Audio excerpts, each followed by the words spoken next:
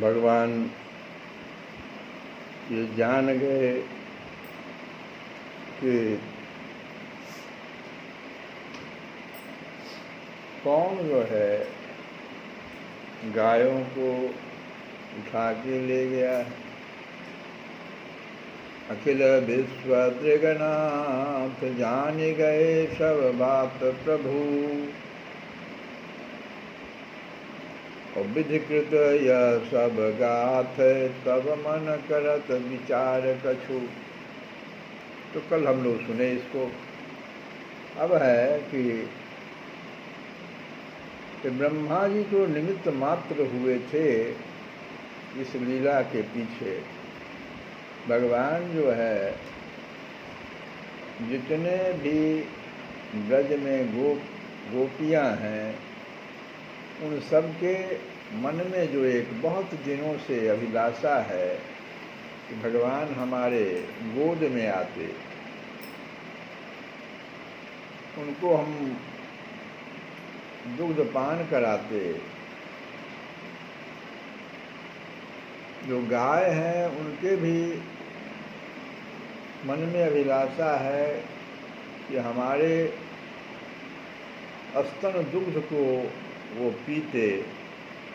तो इतने भावों को भगवान समझ गए और ब्रह्मा जी को निमित्त बना के, और उन्होंने कई रूप अपने को कई रूपों में प्रकट कर दिया।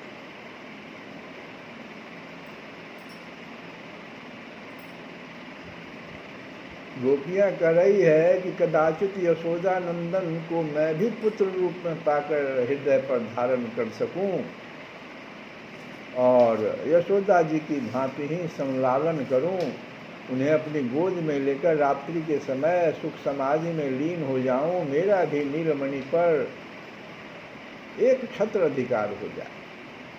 ऐसा गोपियां सोच रही है, पुत्र रूप में उन्हें पाना चाह रही है।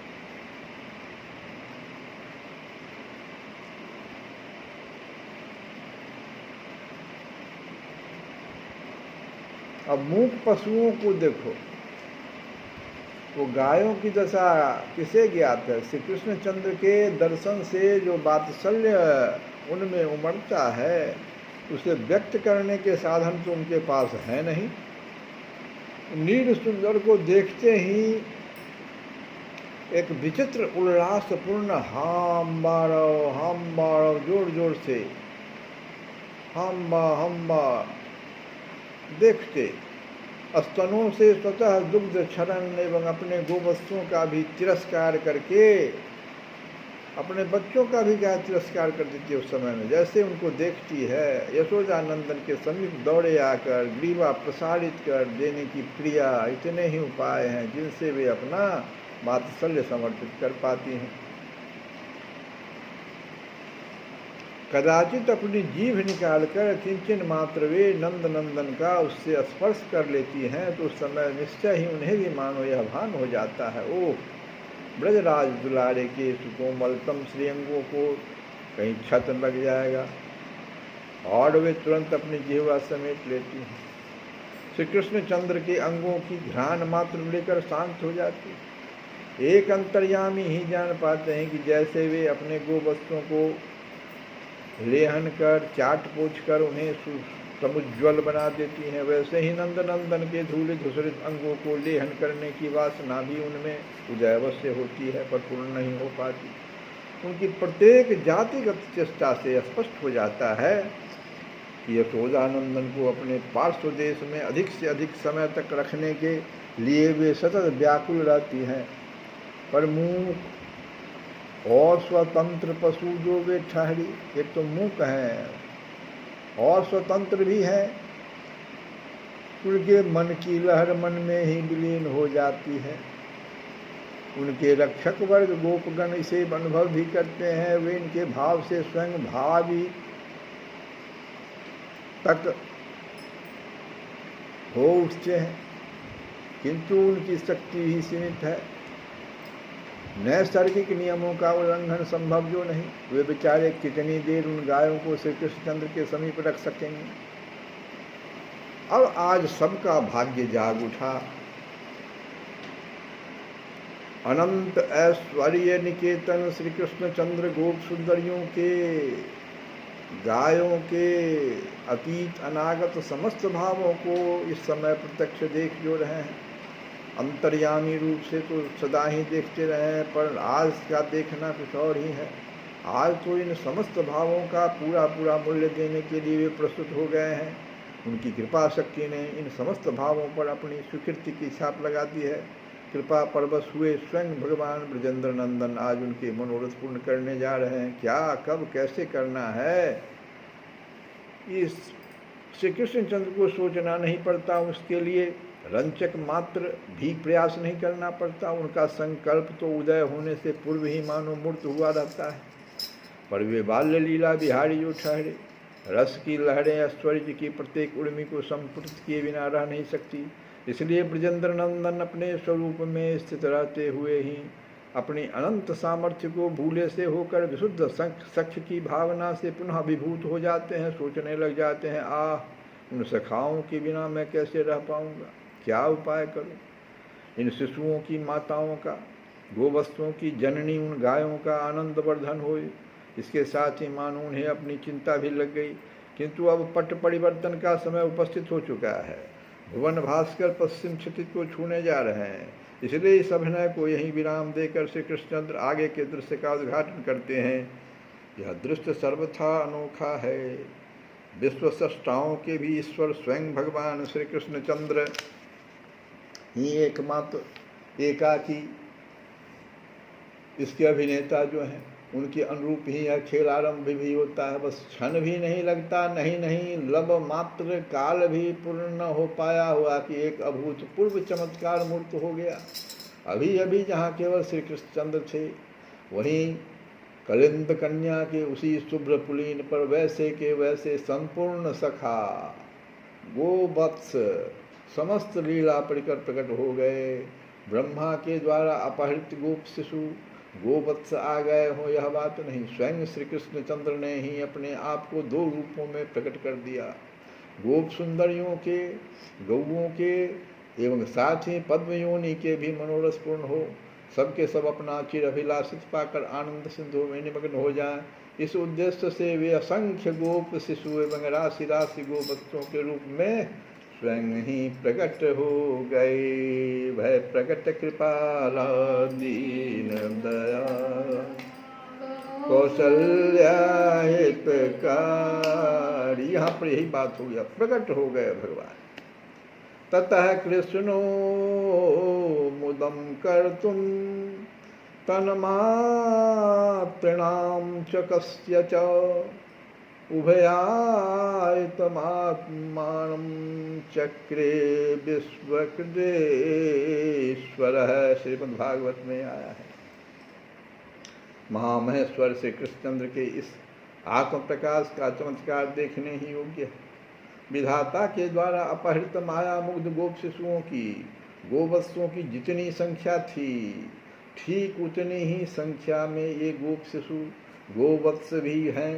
उन शिशुओं के बाल्योचित शरीर का परिमाण जितने हाथ जितने अंगुल का था, गोवत्स जितने ऊंचे एवं लंबे थे, इस नवीन प्रकाश में भी शिशुओं के कलेवर का परिमाण ठीक उतना ही है। गोवत्स भी उतने ही ऊंचे लंबे हैं। उनके कर चरण आदि जैसे जितने परिमित थे, इनके भी वैसे ही उतने परिमित हैं। उनके वत्सचारण के उपयोग में आने वाली छड़ी की, बेत्रयष्टि की जैसी आकृति थी, वह जितनी बड़ी थी वैसी ही उतनी बड़ी छड़ी ही इनके पास भी है। उनके श्रृंग, वेणु एवं छीके जैसे जितने बड़े थे, वैसे के वैसे उतने परिमाण के ही सब कुछ इनके पास भी हैं। उनके जिन जिन अंगों में जो जैसे जो किसलय कुसुम आदि के आभूषण थे, इनके अंगों में भी वैसे ही आभूषण परिशोभित हो रहे हैं। उनके जो जैसे परिधान वस्त्र थे, इनके भी वे ही वैसे ही हैं। इतना ही नहीं, स्वभाव देखो, स्वभाव से वे जैसे धीर या चंचल थे, वैसे ही इनके स्वभाव में भी ठीक ठीक वैसा ही धैर्य अथवा चंचलता घड़ी है। जो गुण उनमें थे वे के वे इनमें हैं। उनके जो नाम थे वे ही इनके हैं। उनकी जैसी आकृति थी, ठीक वैसी आकृति इन सबों की है। जो जितनी आयु का बालक था ठीक उतनी आयु के ही सब भी हैं। चलने की भंगिमा, अन्य चेष्टाएँ, कंठ स्वर, परस्पर के सख्य व्यवहार आदि भी जैसे उनके थे वैसे इनके हैं।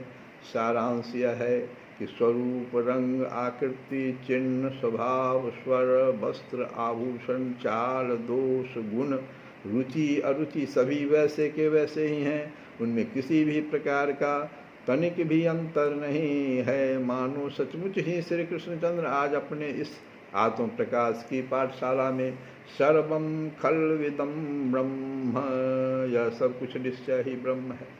सर्वम विष्णुमयम जगत, सिय राम मैं सब जग जानी, ये कर दिया भगवान ने। यह समस्त जगत विष्णुमय है। ये जो श्रुति पुराण वाक्य है उसका जो अर्थ है वो प्रकाशित करने चले हूँ। इतने इनके अर्थ के संबंध में किसी को तनिक भी भ्रम संशय न रह जाए, इस उद्देश्य से अर्थ को मूर्तिमान कर दे रहे हैं। सर्वात्मक होकर समस्त गोप शिशु गोवत्स एवं उनकी समस्त वस्तुओं के रूप में स्वयं ही परिणत होकर मानो इसलिए वे अभिव्यक्त हो गए हैं। भय रूप हरि आपु ही भय हूँ, अबछड़ा बक्स पाल जस शहू। भगवान ने अपना रूप जो है ऐसा बनाया जो पहचान किसी के पहचान में नहीं है। उभय रूप यहाँ पर है, माने एक तो भगवान स्वयं है और एक उनका जो अनेक रूप हो गया है। तो ऐसे भगवान का हम लोग भजन गाएं। मुश्री राधे गोविंदा, मन भजले हरि का प्यारा नाम है। श्री राधे गोविंदा, गोपाला तेरा प्यारा नाम है। श्री राधे गोविंदा, गोपाला तेरा प्यारा नाम है। गोपाला हरि का प्यारा नाम है। नंद लाला हरि का प्यारा नाम है। श्री राधे गोविंदा, मन भजले हरि का ओ जमुना किनारे कृष्ण कन्हैया, जमुना किनारे कृष्ण मुरली मधुर बजावे। जमुना किनारे कृष्ण कन्हैया, जमुना किनारे कृष्ण कन्हैया मुरली मधुर बजावे। ग्वाल बाल के संग में कान्हा, माखन मिश्री खावे। हो माखन मिश्री खावे। श्री राधे गोविंदा, गोपाला तेरा प्यारा नाम है। श्री राधे गोविंदा, गोपाला तेरा प्यारा नाम है। नरसिंह ने करताल बजाकर, नरसिंह ने करताल बजाकर सांवरिया को रिझाया। नरसिंह ने करताल बजाकर, नरसिंह ने करताल सांवरिया को रिझाया। सबरी ने अपने हाथ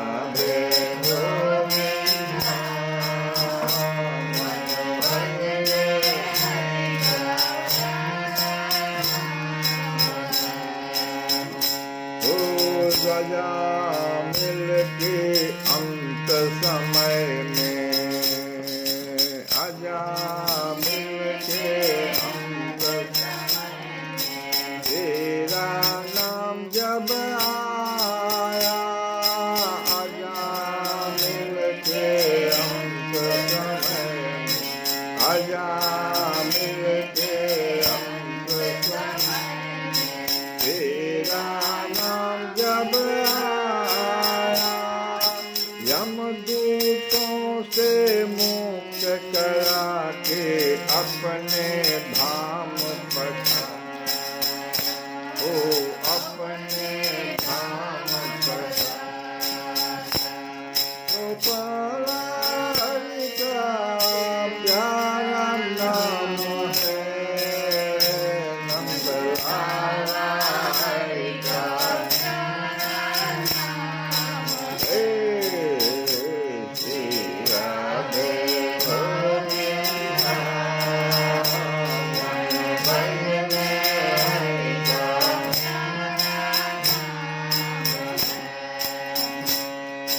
जल में गज को ग्राहन घेरा, जल में गज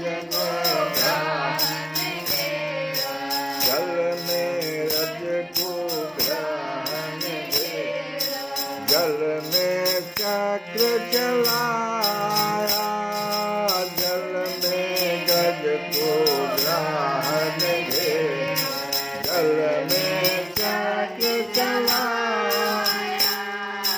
जब जब भीड़ पड़ी भक्तन पर, नंगे पाँव आया, हो नंगे पाँव। गोपाल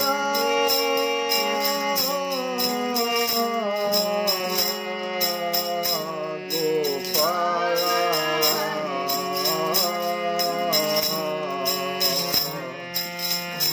नंद लाला हरि का प्यारा नाम है, गोपाल हरि का प्यारा नाम है। श्री राधे